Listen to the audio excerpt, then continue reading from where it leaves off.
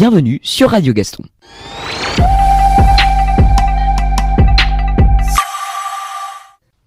Cette semaine, nous allons parler des élections européennes.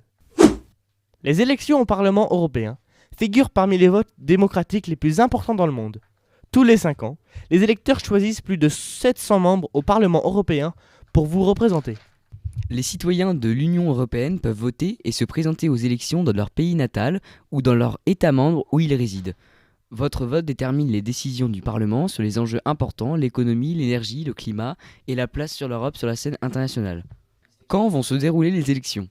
Du 6 au 9 juin 2024, des millions d'Européens contribueront à façonner l'avenir de la démocratie en Europe lors des élections européennes.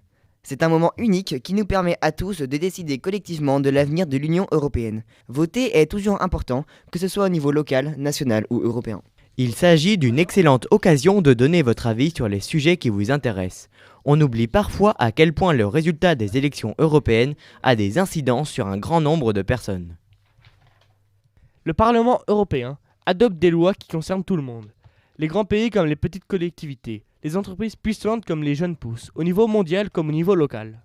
La législation de l'UE répond à la plupart des priorités de la population. Environnement, sécurité, immigration, politique sociale, droits des consommateurs, économie, état de droit et bien d'autres domaines encore. Aujourd'hui, chaque sujet important à l'échelon national a également un angle européen. Chaque vote est décisif pour déterminer quels députés européens vous représenteront lors de l'élaboration de nouvelles lois. Il aura aussi une influence sur le choix des membres de la Commission européenne. Répondre à ces nombreux défis n'est pas une mince affaire, et voter vous permet d'influencer le cap à suivre. Plus il y a de votants, plus la démocratie se renforce. Combien y a-t-il de listes électorales ? Après avoir annoncé la validation de 37 listes concurrentes, le 17 mai, le ministère de l'Intérieur a publié un arrêté rectificatif le 23 mai pour y ajouter une 38e liste. Un record après les 34 listes de 2019 qui s'explique par les critères peu contraignants pour déposer une liste.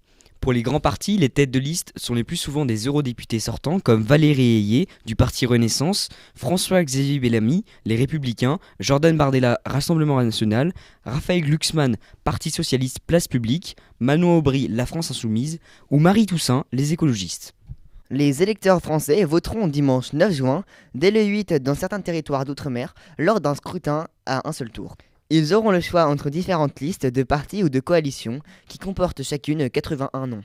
Toutes les listes qui obtiennent moins de 5% des suffrages sont éliminées. Les autres se partagent les 81 sièges français au Parlement européen à la proportionnelle. Au total, il y a 720 eurodéputés issus de 27 pays. Une élection similaire a lieu dans les 26 autres pays européens, à quelques détails près. Le nombre d'eurodéputés dépend de la population du pays. La nation la plus peuplée, l'Allemagne, en élit 96, contre seulement 6 pour Malte ou pour le Luxembourg. En 2023, les eurodéputés ont voté le passage de 705 à 720 élus au Parlement.